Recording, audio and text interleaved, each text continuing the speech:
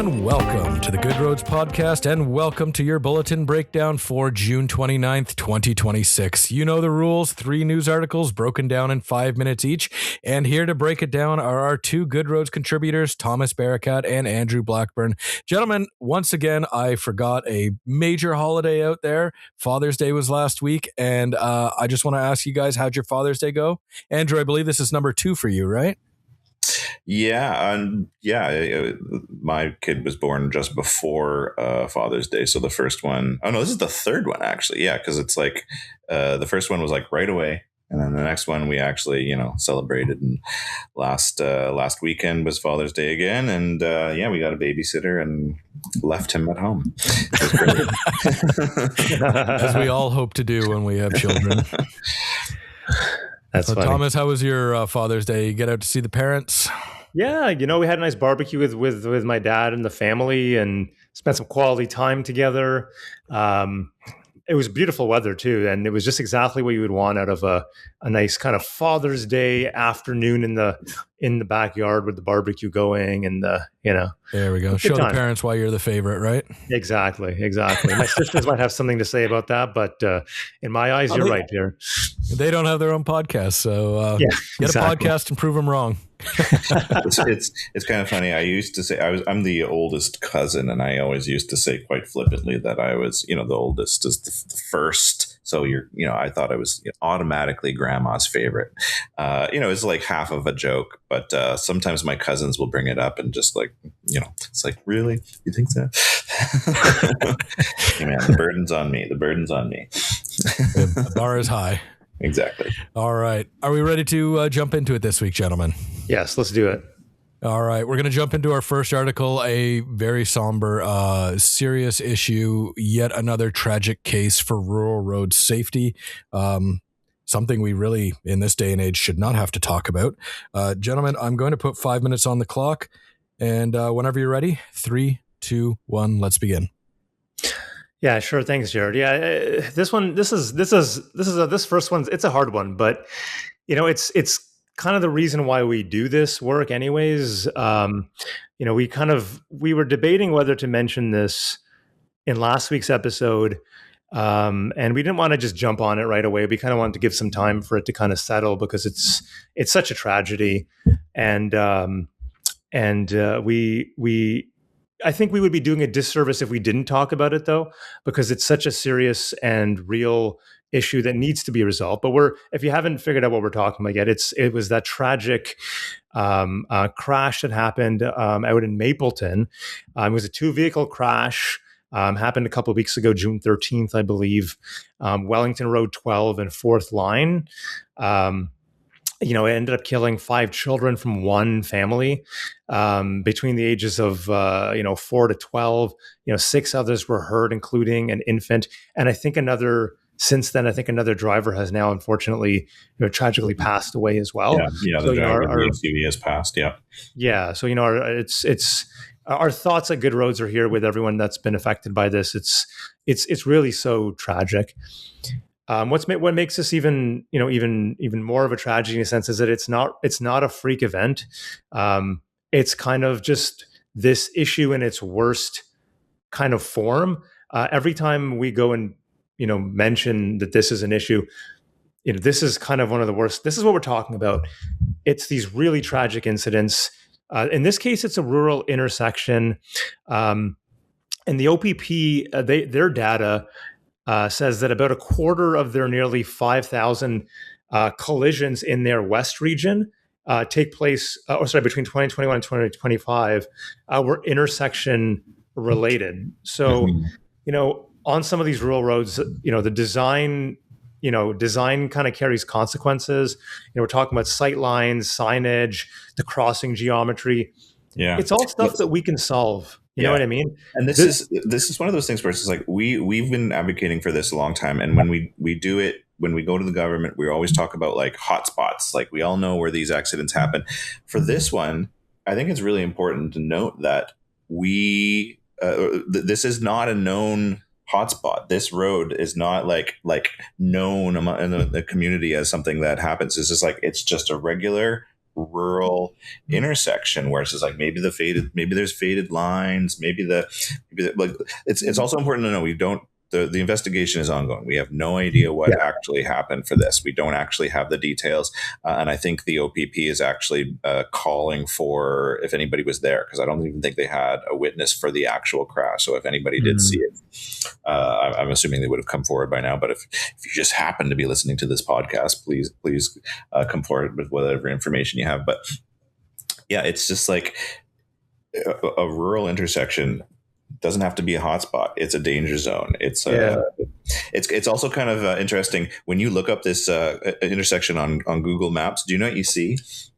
The actual Google Street View has a large tractor right at this intersection. When you go to that, I'm not saying there was a large tractor there, but that tells you what kind of road it is. And it's it's these hazards that we're very, very familiar with all throughout these roads in this area.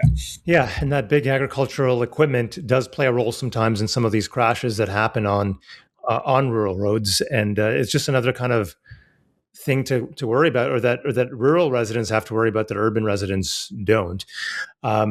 The other point I want to mention on this is it's kind of ironic, but also very tragic, is that the OPP had actually had an intersection safety campaign going on while before it had started before this tragedy had happened. And of course, again, engagement and with the public is important, and campaigns are important, but it really, really goes to show that even with all the engagement or campaigning in the world, it's the design that really will make the difference at the end of the day. And this is the heart of what we talk about here at Good Roads when we're kind of advocating for rural road safety, and the program that we've been kind of advocating for over the past few years. So, I'm going to leave on this story with just a call to action, in a sense that if your municipality has not supported our program yet, or called for it, please reach out to us. We're happy to give you some more details about it. Write a letter to the Minister of Transportation, write a letter to your local MPP. Let's work together to kind of make our rural roads safer.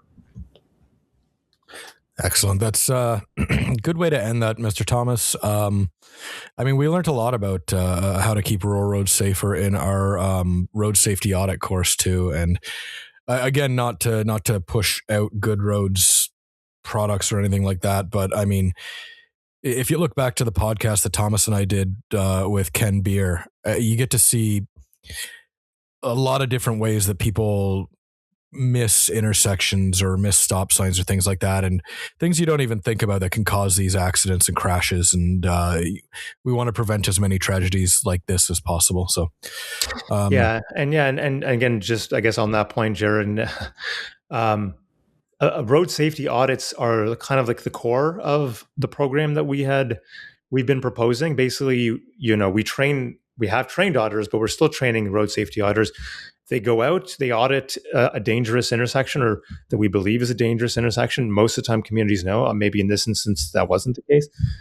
And then they diagnose it and ask for some infrastructure or some design changes, or sometimes even just paint or something. Just interventions. It could be very simple, and there'll be a pool of funding available for municipalities to kind of draw on. And that's the heart of our program. And it sounds very simple because it is. And that's all we want to do is kind of prevent these tragedies. It's finding out there that's just doesn't exist, because it's usually the municipalities are stretched. If this is out in Wellington County, they have thousands of kilometers of mileage to cover. And it's just the road works. It doesn't need repairs, but it's just this is funding that would target specifically safety improvements.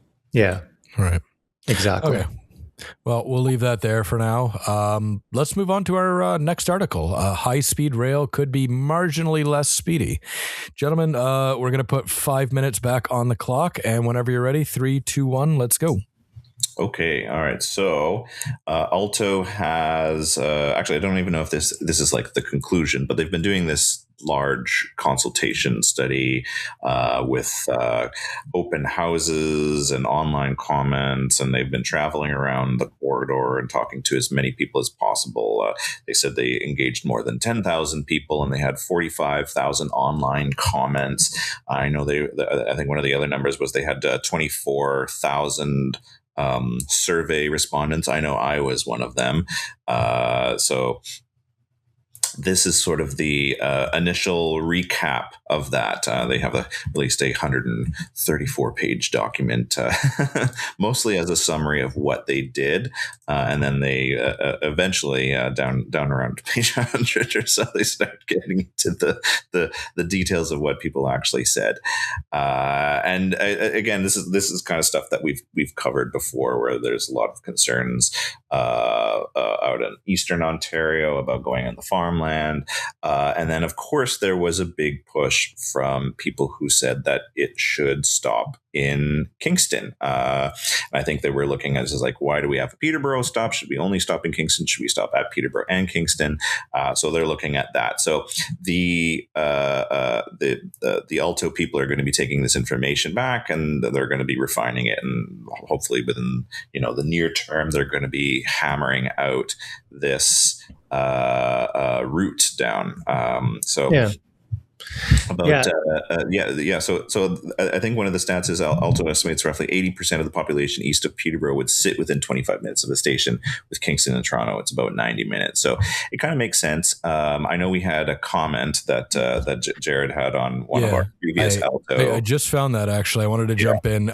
We did have a comment a few episodes ago, and I promised this person we'd get back to him about it.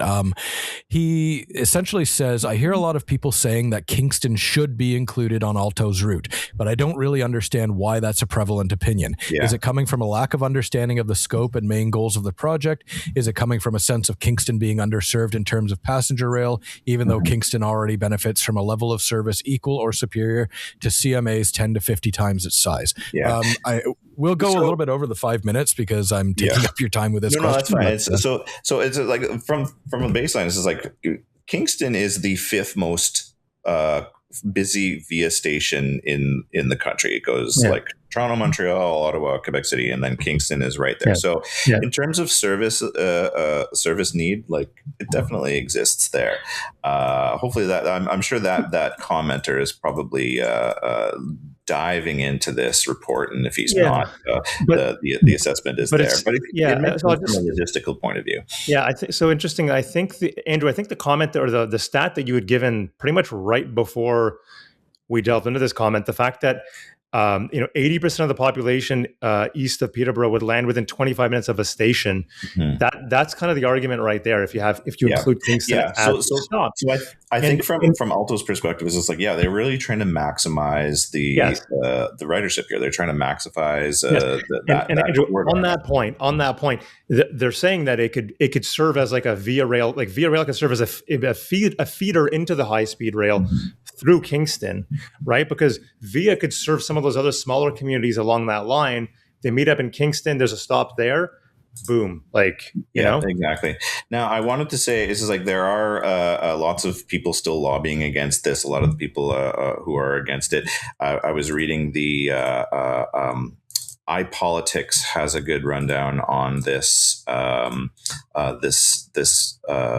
report, and there's one thing that opponents say that I'm going to get a little flippant here because I'm quoting from this article.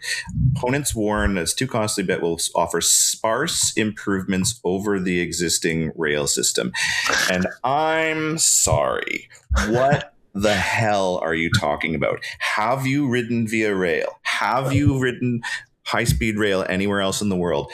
Via Rail, no offense to the people who love it and ride it on a regular basis, compared to other, like actual functional rail systems, this is barely a rail system. This is like, we're trying to reduce people from using planes and reduce people from using cars. Via is so behind that goal, so behind that goal that it's not even funny. This is a solution that will actually get it. It's going to be a world's difference between what we currently have and what we have in other markets, and it'll be a growing thing. This is like once we actually get this up and running, it's just like there's still going to be growing pains. We are so many decades behind this standard, and this is going to take people off the road. It's going to take people out of the air. It's going to connect this region. This is like, when I saw that line, this is like, are you kidding me? Thomas and I are going up to AMO in August in Ottawa, and I'm looking at like via ticket prices versus plane tickets out of Hamilton, and it's just like it's not even comparable. Like you're not giving me you're wasting about like 6 hours of my time trying to get me to Ottawa. It's just like it's just not a practical solution. That said, one of my survey responses, this is like, Alto people, I hope you're listening. This is like, this needs to be priced very affordably. Like this needs to be more competitive than Via is now, because Via is not competitive enough to actually encourage people to use it. And it's just not that good of a service to justify it. Anyway, that's my rant. All right. I mean, I do have to agree with you. There are lots of times where I wanted to go to Ottawa and I thought the train would have been the best option, and it definitely was not. Yeah. Like the only time I take Via is when work's paying for it. No, exactly. And we've heard like Thomas and I read a lot of these blogs from like train nerds and planners. It's like a lot of people who like, lived in Toronto and then they moved back and then they take Via Rail and they're just like, oh my God, this is like, you have to like plan entire days for this travel because it could go awry. It can go like your train could be delayed for hours and you're just like you're missing your connections. A couple of years ago at the conference, we heard from people who were 8 to 12 hours delayed just because of the snow. Yeah. I mean, like I expect that from an airplane, not from a train. Yeah. So we'll hopefully with Alto, when it's built, we won't have these problems. They'll have a dedicated track. There'll always be some problems with any form of transportation, but I think I think rail is the most superior form of travel, especially if you're like for a distance like between here and Montreal or something. Yeah. Well, and I'm hoping that these like the Kingston diversions would appease, I think, some people who wanted it closer to the 401, but the 401 is not really a practical solution because it's very windy and this needs to be more direct. It needs to be as straight as possible. So with that consideration, it's just like, it's 60 meters wide. We're not destroying swaths and swaths of land to create this rail system. Yeah, plus it's like clean, right? It's not going to be diesel or anything. Anyway, no, look, exactly. We're way over our time, guys. Let's move on to the next story. The Let's talk about this for an hour, Andrew. Yeah. We have a dedicated podcast on this. All right, let's move on to the next one. Thank you, Mr. Thomas, for cutting in there. You're not doing your job as moderator here, Jared, so I had to step in. I'm on vacation. You're lucky I'm here. You can't let Andrew just ramble because he'll go on for hours. All right. Topic number 3 for the day: need for speed coming to a highway near you. Gentlemen, we've got 5 minutes on the clock. Let's begin in 3, 2, 1. Let's go. All right. Sorry about that. I feel like we had to move on. Yes. So starting, because by the time this will have aired, or by the time this airs, starting the Friday that just passed, you can legally go a little faster across a lot more of Ontario. So on the 24th, so a couple of days ago, Minister Sarkaria announced that the speed limit is climbing from 100 to 110 on almost 1,000 more kilometers of provincial, like 400 series highways. So like I said, started on Friday of parts of the 401 and the 416 in Eastern Ontario. And then with the QEW and highways 400, 402, 403, and 417 kind of following through at the end of September. So it's nearly 89% of the province's like highway network will now be at 110, which is, right now it's at about 43%. So it's more than like, it's a huge increase in where we can drive 110.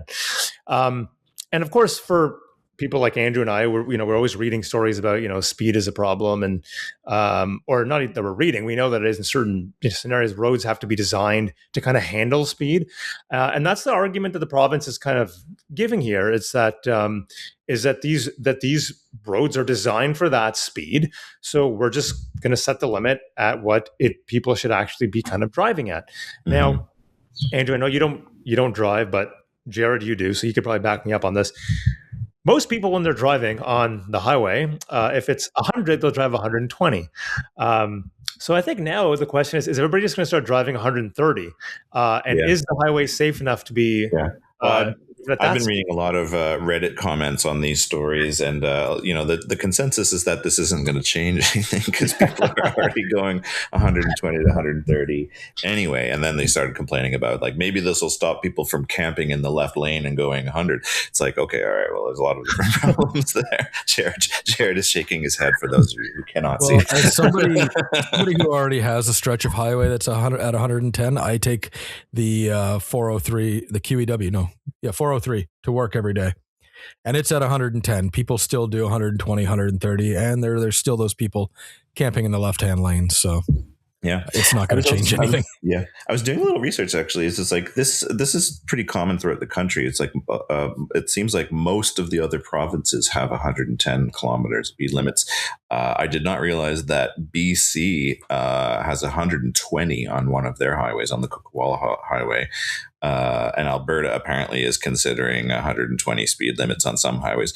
Now, as an Alberta boy who has made that trip between Calgary and Edmonton before, I think if people could travel 1,000 kilometers an hour up the Highway 2 between that, then they would, because they're definitely going way over 120 half the time, which is terrifying because there is some insane winds on that highway sometimes.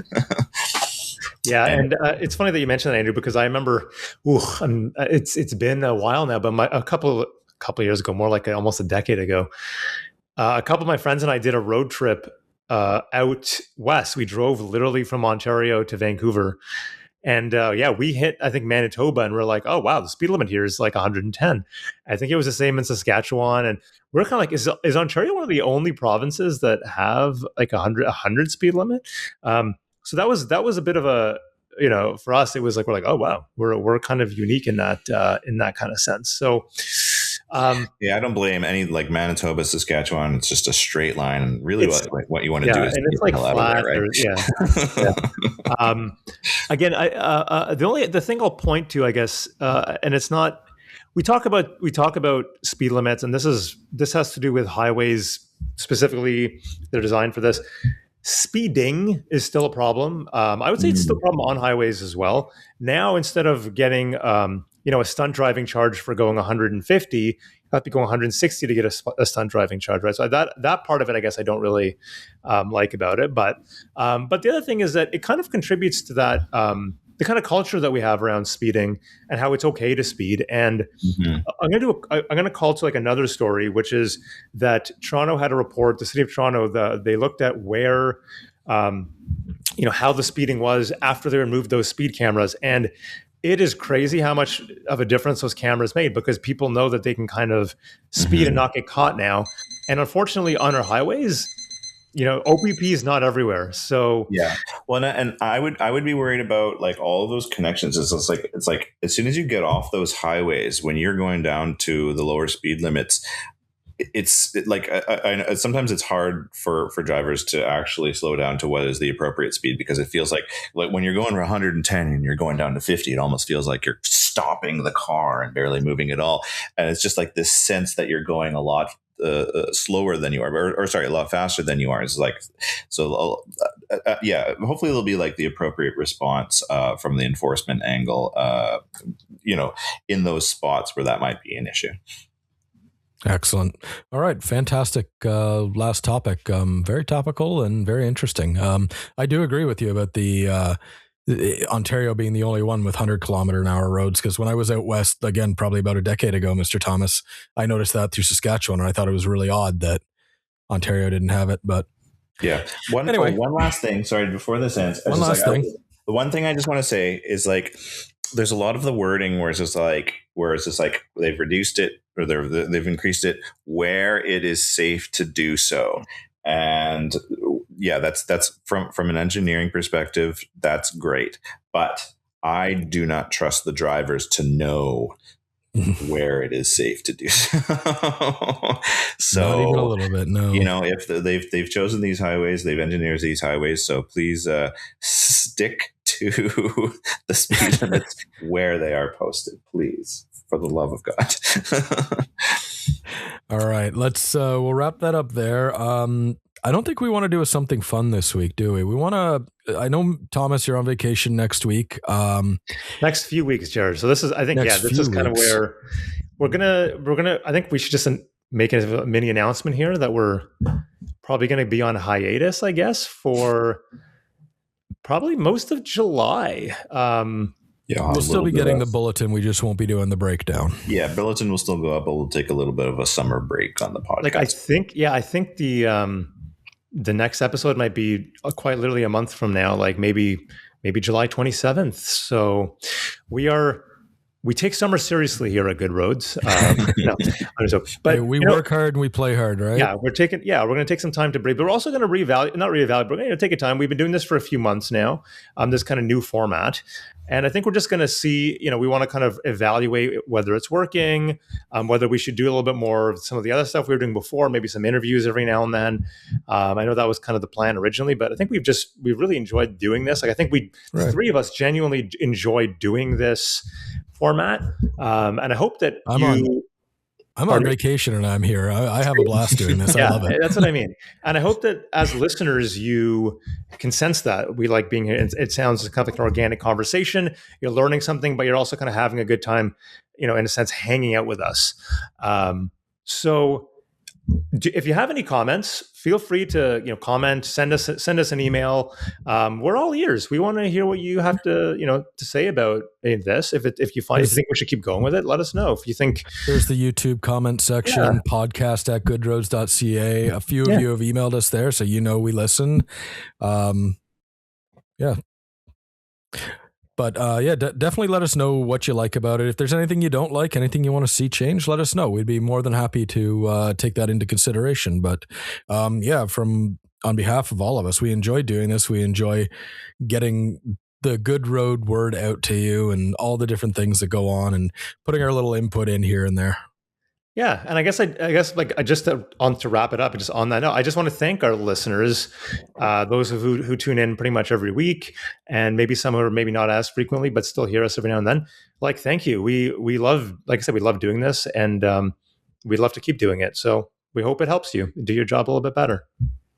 All right. And with that, we'll wrap it up. And since we're off for a month, don't forget to take a look at goodroads.ca/education. All of our fall courses are there.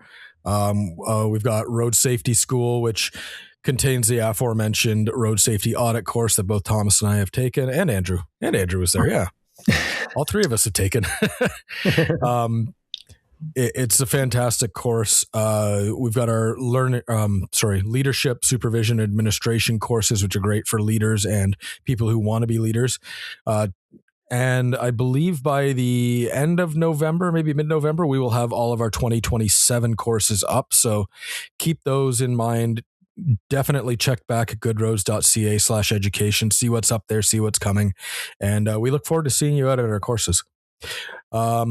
I guess that'll wrap it up for this week. Leave us a comment on our YouTube below. Like and subscribe. There's been a lot of watchers, not a lot of subscribers. Hit us with that subscribe. That way you can get the Good Roads word out to a lot more people. And enjoy your summer, everybody. We know we will. Until next time, take it easy.